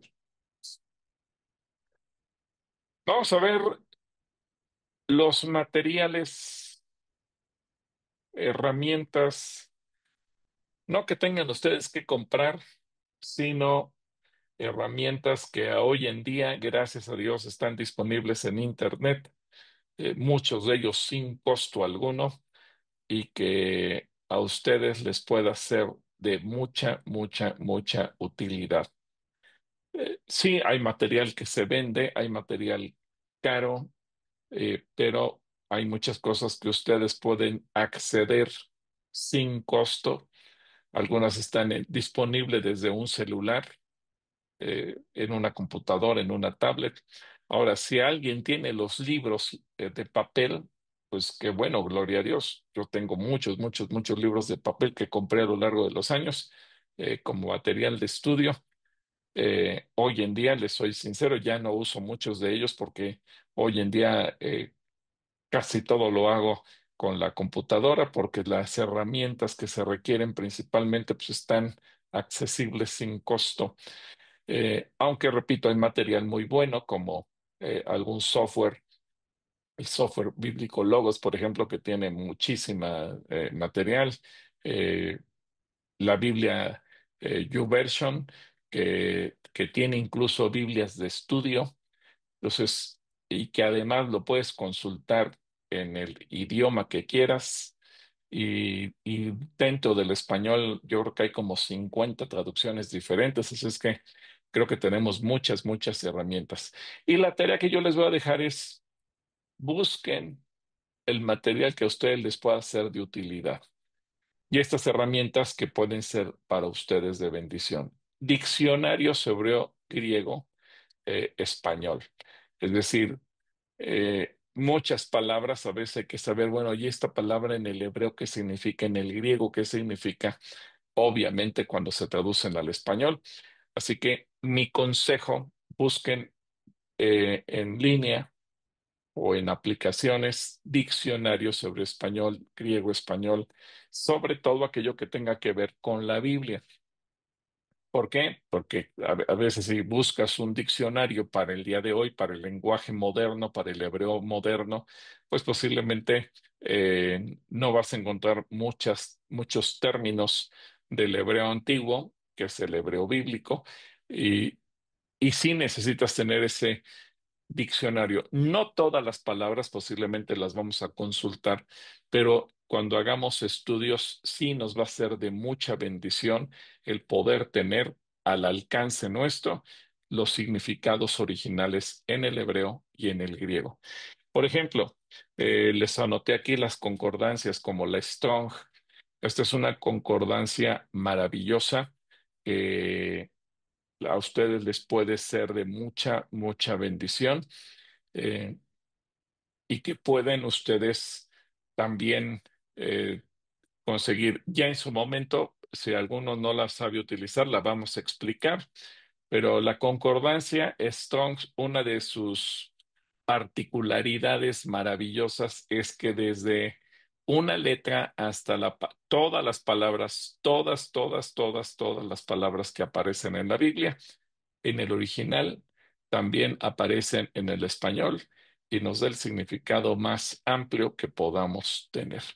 Así que ese es un material extraordinario y lo van a encontrar sin costo en Internet. Biblias de estudio, tengan cuidado con las Biblias de notas y referencias cruzadas, porque como nos compartía la hermana Luxmi, a veces ya pueden traer ciertos, ¿cómo se puede decir? Tendencias, por ejemplo, y eso es importante entenderlo. Imaginen que tenga una tendencia de tipo presbiteriano o tipo bautista o de alguna denominación que, por ejemplo, niega los milagros, que niega eh, el poder del Espíritu Santo. Y yo estoy estudiando con una Biblia de un autor con ese trasfondo, pues a lo mejor en lugar de bendición me va a generar tropiezo y voy a terminar por negar lo que la Biblia dice. Por ejemplo, cuando habla de que las profecías cesarán y las lenguas cesarán cuando venga lo perfecto, allá en 1 Corintios, bueno, si tengo el contexto o el libro, las Biblia de estudio, las notas, las referencias por el autor con ese trasfondo religioso, pues a lo mejor voy a leer que las lenguas y los milagros y los dones del Espíritu Santo ya se acabaron, eso ya no existe más, y eso puede generar confusión, porque obviamente me estaría sentando en ese contexto y hay que tener cuidado. Biblias, sí, lean en traducciones todas las que puedan, pero puse aquí, hay que tener cuidado con las notas y con las referencias cruzadas para no caer. Ahora, hay muchos ejemplos, por ejemplo, me gustó mucho la que se presentó hace poco aquí en Calacuaya, porque no tiene una tendencia doctrinal, más bien nos ubica en los contextos, y eso es interesante para entender contextos culturales, de pesos, de medidas, de gobernantes, de ciudades, de etcétera. Bueno, esos contextos son muy interesantes, así es que las referencias cruzadas siempre van a ser una bendición. Y aquí, antes de que se me olvide, porque creo que no lo anoté en una diapositiva, pero por favor, si están tomando nota, escriban lo que les voy a decir a continuación. Escriban lo siguiente: el tesoro del conocimiento de las Escrituras. El tesoro del conocimiento de las Escrituras. Este libro lo van a encontrar posiblemente en inglés, pero no importa, porque finalmente imaginen que tienen con ustedes la Biblia, desde Génesis 1:1 hasta Apocalipsis 22:21, versículo por versículo, capítulo por capítulo, libro por libro, pero en lugar de el texto bíblico, lo que van a ver ustedes en este libro del El Tesoro del Conocimiento de las Escrituras son referencias cruzadas. Así que si ustedes quieren hacer un estudio de Génesis 1:1, van a encontrar ahí como 70 versículos que se relacionan con Génesis 1:1 y Génesis 1:2 y Génesis 1:3 y Génesis 1:4, y así se pueden ir versículo por versículo toda la Biblia, solamente que en lugar de encontrar el texto bíblico, lo que van a encontrar son referencias a ese mismo versículo. Es maravilloso. Ese es un trabajo que realmente quien lo hizo, pues Dios lo tenga en su gloria. Realmente el, fue un trabajo genial, maravilloso, que yo creo que invirtió años de su vida y que nos dejó, como lo dice el nombre, un verdadero tesoro. Así que también está en línea. También, y obviamente en línea tiene la ventaja de que nada más le das clic en cada una de las referencias y en automático te vas al texto del que hace referencia. Así que esa es, aunque no lo noté aquí, por favor escríbanlo: El Tesoro del Conocimiento de las Escrituras. Manuales de historia bíblica y manuales de cultura antigua. También ese es un material muy útil que vamos a ir analizando, que vamos a ir estudiando, para que ustedes a lo largo de este curso, yo les voy a encargar que hagan 3 estudios, 3 estudios que no vamos a hacer justamente ahorita, pero sí pueden empezar a orar y pueden empezar a investigar, a tomar decisiones de lo que quieren hacer. Y esos 3 estudios que yo les voy a dejar tienen que ver con un estudio de un pasaje de la Biblia. Entonces ustedes vayan orando y vayan eligiendo un pasaje, y un pasaje puede ser un versículo o puede ser una parábola completa o puede ser un capítulo. Claro, a veces puede ser muy amplio un capítulo, entonces traten de hacerlo lo más reducido posible para que puedan hacer un buen trabajo de escudriñar las escrituras. Si dicen, voy a estudiar a la mujer virtuosa, ok, bueno, tú sabes que hay un segmento de Proverbios 31 que habla de la mujer virtuosa, lo puedes utilizar. Bueno, no, a mí me interesa más hacer un estudio del pasaje de la creación en Génesis 1, está bien. Si dices, quiero hacer un estudio del pasaje de la oración de Jesús en el Evangelio de Juan, o quiero hacer un estudio del pasaje de las bodas de Canaán, está bien, o quiero hacer un estudio del pasaje de cuando Zaqueo se convirtió, está bien. Es decir, no necesariamente tomar capítulos enteros, a veces basta con tomar ese segmento, ese grupo de versículos que refieren a una historia, un relato, un tema, un pasaje en particular. Ese grupo selecto de versículos. Ese va a ser un estudio. El otro estudio va a ser un tema. Entonces, a veces también tenemos que ser muy selectivos. Por ejemplo, si dices, ok, voy a estudiar el tema del amor, perfecto, pero pues a lo mejor el amor es muy amplio y a lo mejor voy a tener que hacer una subselección, porque a lo mejor es diferente estudiar el amor de pareja, el amor de Dios, el amor a los hijos, el amor fraternal. Entonces, es tan amplio el tema del amor que a lo mejor si digo voy a hacer un estudio del amor, pues me va a quedar una cosa muy, muy, muy grande y voy a tener que ir reduciendo hasta ver eh, cuál de todos los estilos o tipos de amor que quiero estudiarme es el que voy a analizar. Ahora, si lo haces en general del amor, pues a lo mejor vas a tener que agrupar en ese sentido sobre los subtemas en que se divide el amor. O puedes hablar acerca del pecado o puedes estudiar acerca de Jesús, o puedes estudiar acerca de los nombres de Dios, o puedes estudiar acerca de el Espíritu Santo, o es decir, aquello que podamos considerar como un tema. Este va a ser un segundo estudio. Ahora, no se preocupen, no tiene que ser algo profesional ni súper elaborado, etcétera, etcétera. Pero yo creo que el hecho de que ustedes estén en este curso, lo más importante y donde más van ustedes a ir aprendiendo es poner en práctica los conceptos que vamos a ir estudiando aquí en la práctica, el irlos aplicando. Y el tercer estudio que vamos a hacer a lo largo de estos 3 meses es un estudio de un personaje. Y aquí cada quien puede elegir el personaje que quiera. Puede ser una mujer, puede ser un varón, puede ser un personaje bueno, puede ser un personaje malo.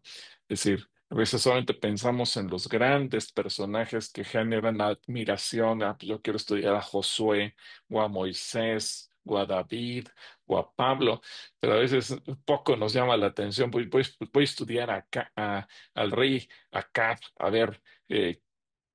¿Quién era ese sujeto? O Acán, el que se robó el lingote de oro, o Jezabel, o etcétera.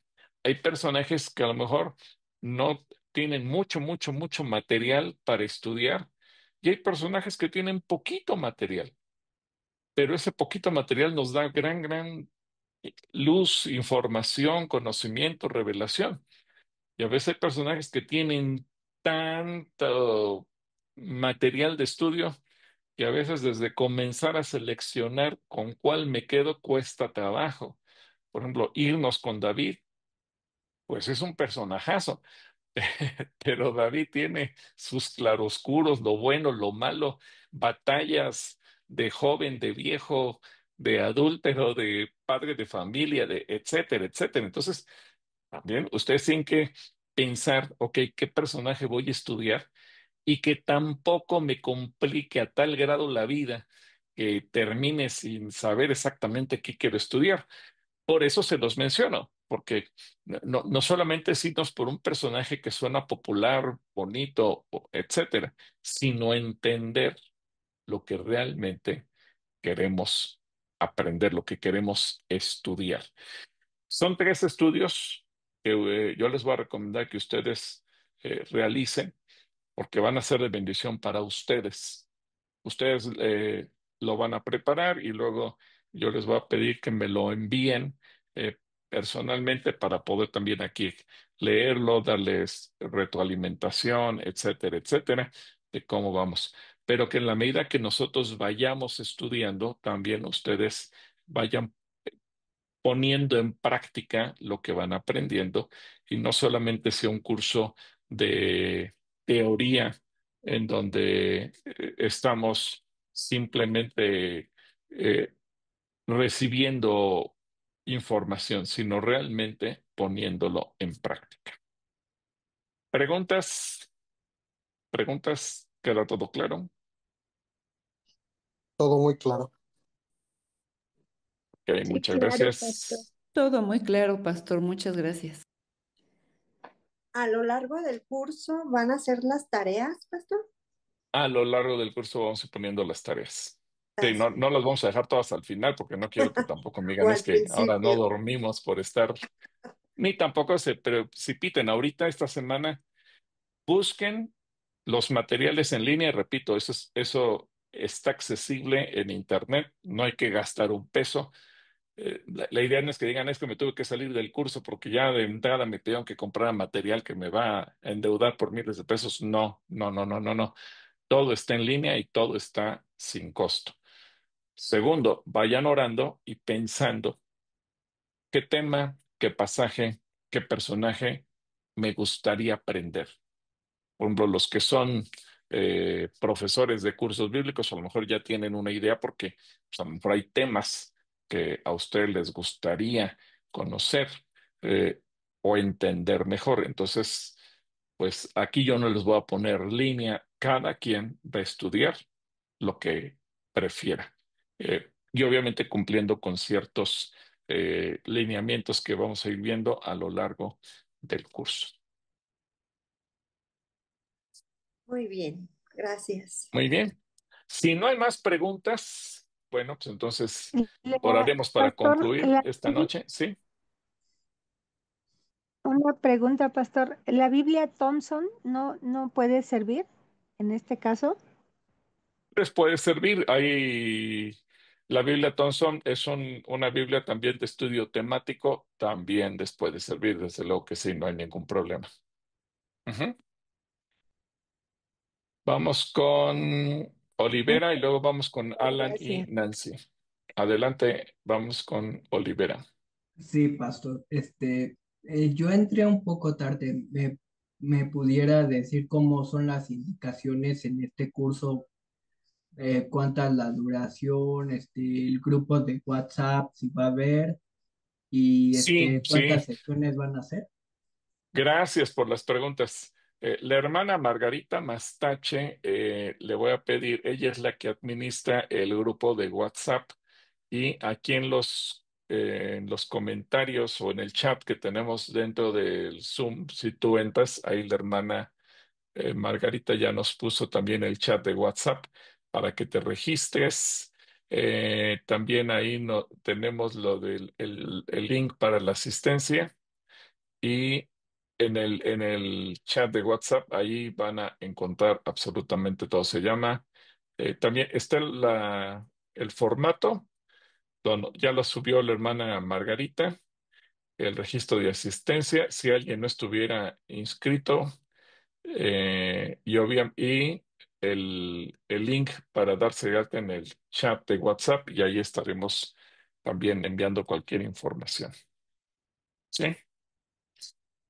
Alan y Nancy, adelante. Hola, hola, pastor, buenas noches, hermanos. Tengo una duda, mi hermano. Personalmente me gusta la versión Reina Valera 60, pues con la que crecí, Sí. con la que siempre he estudiado, es con la que siempre me he leído. Mi pregunta es la siguiente. Hay veces que yo he consultado uno que otro pasaje en otras traducciones y a veces más que traducción me parece como si fuera una paráfrasis. A mi parecer, ¿usted ha identificado alguna traducción en la que se corre el riesgo de lo que comentaban, por ejemplo, de los pies de notas o las cuestiones que son extras, que una traducción le cambia el contexto por completo a- a- al contexto, a todo lo que comúnmente leemos, por ejemplo, en la Reina Valera? No sé. Bueno, esta pregunta es buena porque hay algunas traducciones. Cuando la Biblia al día sí es una paráfrasis por completo. Esa te recomienda solamente para salir de alguna duda muy, muy específica y tratar de entenderlo. Pero, como decía, las traducciones a veces pueden ser dinámicas y el traductor se dio la libertad de interpretar lo que el original dice. Por eso a veces te puede parecer como una paráfrasis. En ese sentido, estás en lo cierto. En donde hay muchas diferencias en ocasiones en el libro de Proverbios. Quizás es uno de los libros donde más diferencia encuentras entre una traducción y la otra. Ahora, ¿cómo tú puedes evitar eso? Justamente cuando tienes un diccionario hebreo-español. Y entonces, más allá de lo que los diferentes traductores puedan decir, entonces tú te puedes ir al original, entender lo que dice el original y entonces tratar, y eso lo vamos a ver en una de las clases, de escribir tu propia versión, es decir, ¿qué es lo que yo entendí de este versículo? Más allá de lo que digan los diferentes traductores, cuando ya tú te vas al hebreo o al griego, ok, bueno, ¿y yo cómo lo entiendo? Y ahí hacemos una confrontación de ideas para evitar desviarnos del propósito original. ¿Sí? Y lo vamos a ir viendo con mucho detalle a lo largo de las siguientes clases. Gracias. Para servirte. Mi hermana Margarita, adelante, por favor. Solo quería comentar, pastor, que ya mandé en varias ocasiones y de forma personal las ligas tanto de asistencia como entrada de WhatsApp. Solamente eso, pastor. Gracias. Ok, gracias. Bueno, antes de que se salgan, si alguien no está en el WhatsApp o antes alguien no ha pasado lista, yo les voy a pedir de favor que ingresen a donde dice chat aquí en el Zoom, busquen cualquiera de los links. Si alguien no está inscrito en el curso, también está el formulario para que todos queden tanto dado de alta en el curso como en el chat de WhatsApp. Espero que no ocurra nada este trimestre. Eventualmente me ha ocurrido en otros trimestres que por alguna razón no voy a poder dar la clase por X o Z circunstancias y entonces se les avisa por medio del WhatsApp que no va a haber clase y ustedes pues ya no se conectan y se llevan la mala sorpresa de que no hay. Espero que este trimestre, hasta el momento no tengo programado nada, pero a veces han ocurrido situaciones que son de fuerza mayor y por lo tanto se tiene que avisar. Eh, y bueno, pues ahí tienen todos los links para que puedan ustedes también ser bendecidos con ello. Mireya, vamos con Mireya. Adelante, Mireya. Hola, pastor, buenas noches. Muchísimas gracias bueno, por su explicación, excelente. Yo tengo una duda, o sea, en cuanto al material que usted está diciendo, por ejemplo, me meto por internet, empiezo a buscar, por ejemplo, Biblias de estudio o sea, en ese sentido, me siento así como que digo, bueno, ¿cómo sé que el material que voy a empezar a estudiar, porque hay un mar de información, pues es bueno, tiene buena base o algo de eso? Es una duda que tengo. Y también le quería preguntar, fíjese, pastor, esto que le voy a decir, pues no he escuchado muchas veces en las iglesias. Se trata de un hermano que se llama César Vidal, creo que es pastor, y él hizo un estudio acerca de que las diversas traducciones que hoy en día existen, como la Nueva Internacional y todas esas, pues muchas mutilan versículos de la Biblia que son importantes, como por ejemplo Romanos 8:1, en donde dice que ninguna condenación hay para los que están en Cristo Jesús, los que no andan conforme a la carne, sino conforme al Espíritu, ¿no?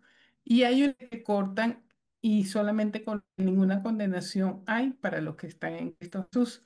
Entonces, por ejemplo, a mí eso sí me pareció como alarmante porque es algo importante pues tener en cuenta que si nosotros no andamos conforme al Espíritu, sino conforme a la carne, pues según la palabra, pues dice que somos condenados, ¿no? Entonces, no sé si en este curso pues algo de eso, pues me gustaría saber. Sí, de hecho, cuando veamos algunas traducciones, por ejemplo, es importante también en eso ver el contexto. Por ejemplo, la versión Reina Valera. Casiodoro de Reina traduce la Biblia hace alrededor de 500 y pico de años, creo que 507 años alrededor que él hizo la traducción. Casiodoro de Reina tradujo con el material que él tenía a la mano. ¿Qué ha pasado últimamente con las excavaciones arqueológicas y, por ejemplo, los conocidos rollos del Mar Muerto, que nos refieren ahora a los manuscritos más antiguos y más apegados a la situación histórica? Obviamente nos da una gran ventaja. Y dicen los arqueólogos y los historiadores y los que han analizado los rollos, la Biblia tal como la conocemos el día de hoy, en un 97% es lo mismo que en la época de los manuscritos. ¿Cuál es ese 3% que tiene variantes? Bueno, por ejemplo, el versículo que mencionas. En el original o los manuscritos originales que han encontrado no aparece la última frase. O por ejemplo, en Primera de Juan, cuando dice que tres son los que dan testimonio, no se menciona el Padre, el Verbo y el Espíritu Santo. Sin embargo, recordemos que la Biblia se iba copiando por los escribas a mano, uno en uno. El mérito es que se conservó en un 97 la pureza original. Pero no sé si te ocurre a ti o a cualquiera de los que están en este curso, que cuando estás leyendo tu Biblia de papel y de repente el Espíritu Santo te habla y dices, escribes ahí, esto significa tal cosa. No sé si te ha ocurrido. Y a lo mejor haces tus notas personales. Bueno, ¿qué ocurrió en los manuscritos? Que alguien hizo sus notas personales y en la siguiente copia, esa nota personal se introdujo en el texto original. Y de ahí en adelante, todas las demás copias ya salieron con esa incrustación como si fuera parte del texto original. Ahora, eso ha pasado porque a más investigación arqueológica, mayor antigüedad tenemos de los textos, más cercanos estamos a los originales. Ahora, ¿qué ha pasado con los editores y traductores de la Biblia? Pues obviamente a todo mundo le da calambre lo que dice Apocalipsis, ¿verdad? Si le quitas, serás quitado del libro de la vida, y si le pones, bueno, pues van a venir sobre ti esas plagas. Y bueno, nadie queremos ni que nos quiten ni que nos pongan. Entonces, lo que hacen los traductores y los editores de las Biblias es que ponen una nota al pie de página. Algunos manuscritos agregan tal cosa de tal manera que dejen a elección del autor si lo dejo dentro de mi bagaje personal o lo quito, de tal manera que nadie quiere asumir el, el riesgo tan alto de decir, no, bueno, eso no viene, vamos a quitarlo en definitiva. Sí, en la traducción, como se basó en ese texto hebreo encontrado más antiguo, pues no aparece y así se queda. Pero para no caer en la omisión, se agrega la nota. Y incluso las Biblias electrónicas tienen ese numerito que nos hace una referencia. Y si le picas ahí, le das un clic, te dice, algunos manuscritos agregan tal cosa. Justamente para evitar eso, el que podamos caer en la trampa de omitir o de ignorar algo en cuestión de las traducciones. Ahora, hay traducciones que aunque sean modernas, incluyen esos versículos y hay revisiones, por ejemplo, la Reina Valera contemporánea, que respeta el formato de Reina Valera 60, solamente hace modificaciones en lugar de vosotros, dice ustedes, y hay palabritas así que son del español antiguo, solamente las modernizó, pero respetó la misma estructura, la misma traducción, el mismo formato, etcétera, etcétera. También Reina Valera contemporánea agrega notas de que algunos manuscritos no incluyen determinados textos. ¿Por qué? Porque al hacerse la revisión, pues, se dan cuenta que en los manuscritos más antiguos que se han descubierto recientemente no aparecen determinadas frases. No es por contradecir, hay que ubicar simplemente, no, en esos contextos no aparecían. Es como quien pregunta, ¿por qué la Biblia no habla de los dinosaurios? Bueno, porque cuando Casiodoro de Reina tradujo la Biblia, la palabra dinosaurio no existía en el castellano. Pues, pues ¿cómo traduce él monstruos, grandes monstruos? Pero no existía. Esa es una palabra que se acuñó por ahí del 1860 y tantos. No es una palabra tan vieja. Entonces, no existía en ese momento. Y son cosas que vamos a encontrar en las traducciones de la Biblia. Y yo voy a buscar dentro del grupo de WhatsApp eh, proporcionarles algunos links de Biblias que aparecen en la web para que ustedes puedan acceder.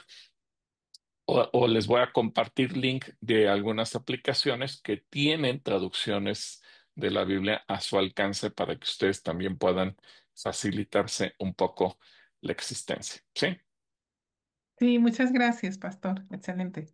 Pues vamos a orar, vamos a terminar este tiempo orando y pues yo le voy a pedir a mi hermano Jorge Espinosa que tiene su cámara encendida, si abre también su micro y nos ayuda a orar para terminar. Por favor, Jorge. Claro que sí, pastor. Pues, amado Padre, queremos agradecerte, Señor, porque siempre el escudriñar las Escrituras, Señor, nos será una herramienta útil como maestros, Señor, como estudiantes, y como cualquier, Señor, actividad que desempeñemos, escudriñar la palabra, Señor, nos ayuda a conocerte a ti. Gracias, Padre, por este tiempo que ha sido de mucha bendición. Señor, permítenos atesorar lo que hemos aprendido y que esta palabra, Señor, en nuestros corazones caiga como esa buena semilla, Señor, que dé fruto al ciento por uno. Padre, te agradecemos en el nombre de Cristo Jesús. Amén. Amén. Pues muchas gracias a todos, que Dios les bendiga. Nos vemos primeramente Dios el próximo jueves. La pasa con ustedes. Bendiciones. Shalom, Gracias, shalom. pastor. Buenas Muchas noches. gracias, Shalom. pastor. Shalom, Dios shalom. les Bendiciones. guarde. Dios les Que guarde, Dios les hermanos. Dios les bendiga. bendiga. Bendiciones. Gracias. Gracias. Dios les Gracias, bendiga. pastor. Bye.